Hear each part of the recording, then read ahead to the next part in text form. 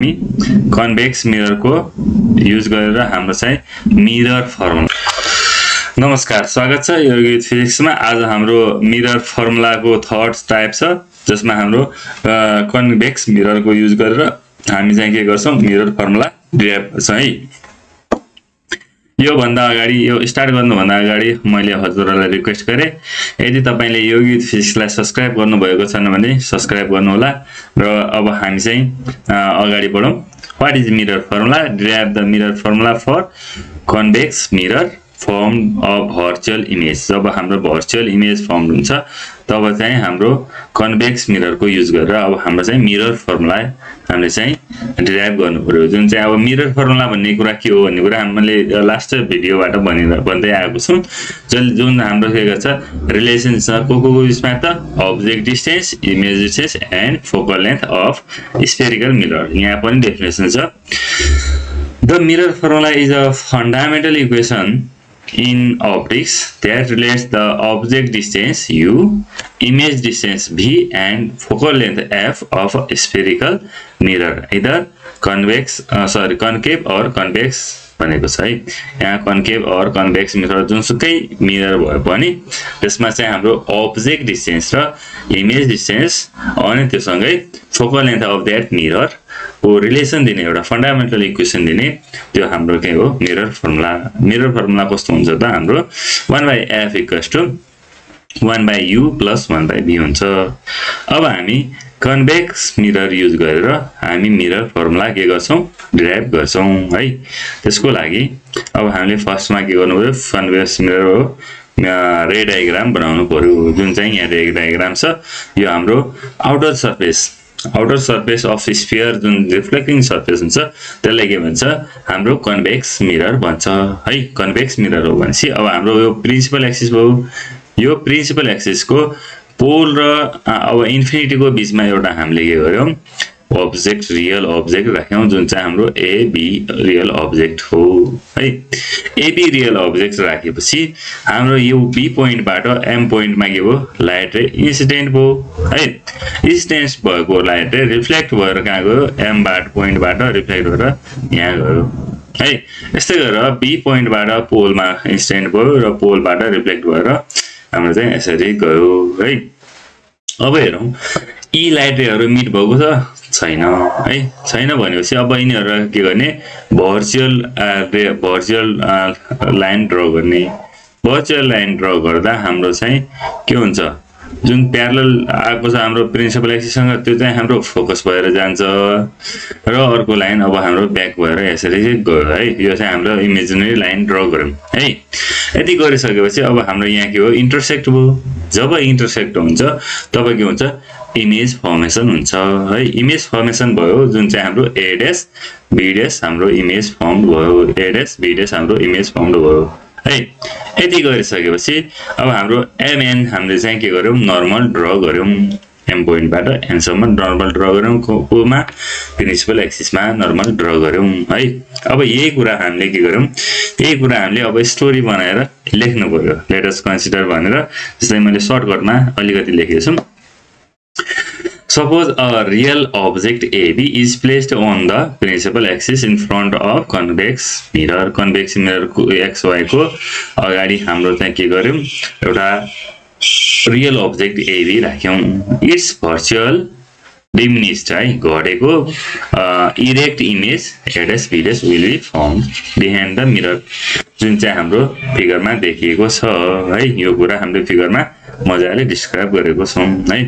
अब अझै हामी यसमा थ्योरी बढाउन सक्छौं। जस्तै हाम्रो u भनेको अब्जेक्ट डिस्टेन्स हो, यहाँ हाम्रो पोल देखि अब्जेक्ट सम्मको। त्यस्तै गरेर v भनेको हाम्रो इमेज डिस्टेन्स हो, अनि f भनेको हाम्रो फोकल लेन्थ है, जुन चाहिँ हाम्रो पोल देखि फोकस सम्मको है। यसरी हामी देखाउन सक्छौं मजाले है। यो पनि गर्न सकिन्छ है, यो लेख्न सकिन्छ थ्योरीमा, अर्थात यति लेखे पनि पुग्छ है। अब हामी के गरौं, यो नर्मल को बारेमा पनि लेखिहालौं।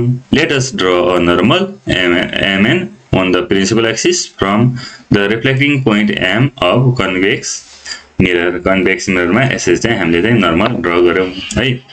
त्यसपछि अब हामीले चाहिँ यो हामीले object distance image distance focal length मैले भनिसकेको छौँ कहाँदेखि कहाँसम्मको है यो कुरा पनि लेख्न सकियो अब हामी ट्रायंगलहरुमा जान्छौं है ट्रायंगल फर्स्टमा आजसम्म के गरेछौं अब्जेक्टले पोलसँग बनाएको ट्रायंगल हेर्नु पर्यो र त्यस्तै गरेर सेकेन्ड भएको इमेजले पोलसँग बनाएको ट्रायंगल हेर्नु पर्यो यी ट्रायंगलहरु के छ सिमिलर छ अब यो सिमिलर ट्रायंगल भयो भने के हुन्छ त तिनीहरुको साइडहरुको रेशियोहरु के छ प्रोपोर्सनल छ अर्थात इक्वल हुन्छ भन्ने कुरा हामीले जियोमेट्रीमा पढेकै कुरा हो त्यसैले अब हाम्रो सिन्स ट्रायंगल के ने त PAB यो triangle and PA'B' are similar we can write के लेख्न सक्छौं हामीहरु के लेख्न सकिन्छ त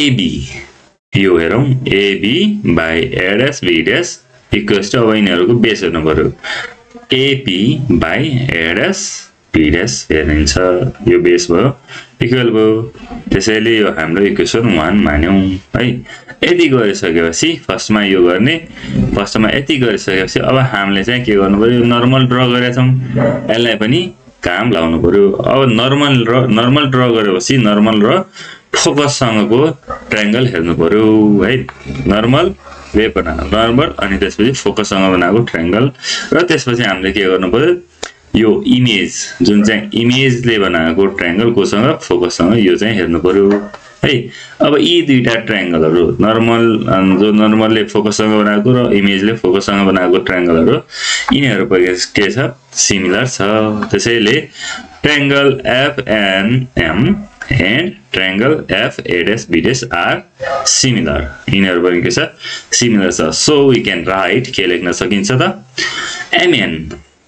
MN by A'B' equals to FN by FN भनेको हाम्रो कहाँबाट यो ठुलो ट्रायंगल छ नि हो त्यसको डिस्टेन्स FN by के गर्ने Fa'B' भनेको यो सानो येलो कलर बनाछ नि हो त्यो ट्रायंगल भयो यति कुरा हामी क्वेशन 2 गरौँ यसपछि हेरौं यो फिगरमा हेरौं MN भनेको यसको हाइट चाहिँ कोसँग इक्वल छ त AB सँग छ त्यसैले हामी MN भनेको पनि अब के लेख्न सक्छौं AB लेख्न सक्छौं त्यस्तै गरेर हामी FN को ठाउँमा अब स्मल प्रिज्म छ भने सरी स्मल मिरर छ भने यो एन्ड पोइन्ट पनि के छ P को नजिकै छ भन्ने हामीले बुझ्नु पर्यो P को नजिक छ भने हामी के लेख्न सक्छौं MN को ठाउँमा PN पनि लेख्न सक्छौं अर्थात हामी चाहिँ के गर्न सक्छौं जस्तो अब N को ठाउँमा P पनि लेख्न सक्छौं भन्ने कुरा हो है सरी P लेख्न सक्छौं त्यसैले हामी के लेख्न सक्छौं FN को ठाउँमा के लेख्न सकिन्छ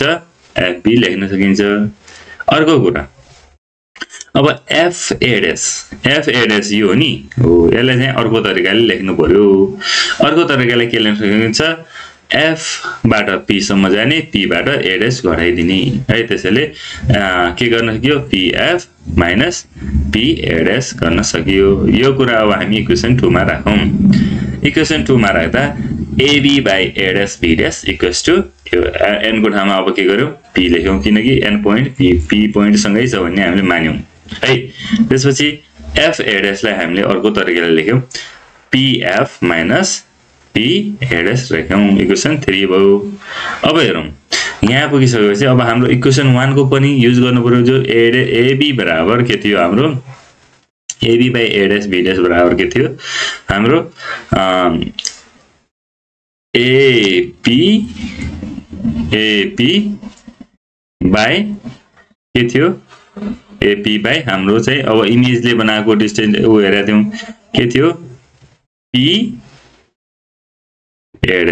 हो यो कुरा हामीले हेरेका थियौं है यो कुरा अब इक्वल छ भनेपछि अब हाम्रो चाहिँ A'B यो राइट साइड लेफ्ट साइडको हटाइदिने र राइट साइडको हामीले लेख्नु पर्यो यो लेख्ने अब यो लेख्दा के हुन्छ from equation 1 and 3 we can write AP by A'B' equals to FE by PF minus PA' जुन चाहिँ हाम्रो यी पोइन्टहरु हेरौं त यो सबै के छ सबैसँग पोल है पोलको एक्सिसमा सबै छन् हेर त यो पनि पोलसँग छ यो पनि पोलसँग छ यो पनि पोलसँग छ त्यसैले सबैको रिलेसन पोलसँग आइसक्यो अब हामीले के गर्ने using sign convention for concave mirror. अब अब्जेक्ट डिस्टेन्स कस्तो लेख्ने, पोजिटिभ नेगेटिभ लेख्ने या के लेख्ने त्यो कुरा हाम्रो के पर्छ, हाम्रो युजिङ साइन कन्भेन्सन फर हाम्रो कन्केभ मिरर। यहाँ हेरौँ एपी भनेको हाम्रो के हो त अब्जेक्ट डिस्टेन्स। अब अब्जेक्ट के छ रियल छ, त्यसैले हाम्रो पोजिटिभ यु लेख्यौँ। त्यस्तै गरौँ एडएसपी भनेको हाम्रो के छ भर्चुअल इमेज छ, त्यसैले हामी के लेख्यौँ नेगेटिभ बी लेख्यौँ। अब यो कन्भेक्स मिरर है, यहाँ कन्केभ भएछ, सरी यो चाहिँ हाम्रो कन्भेक्स मिरर।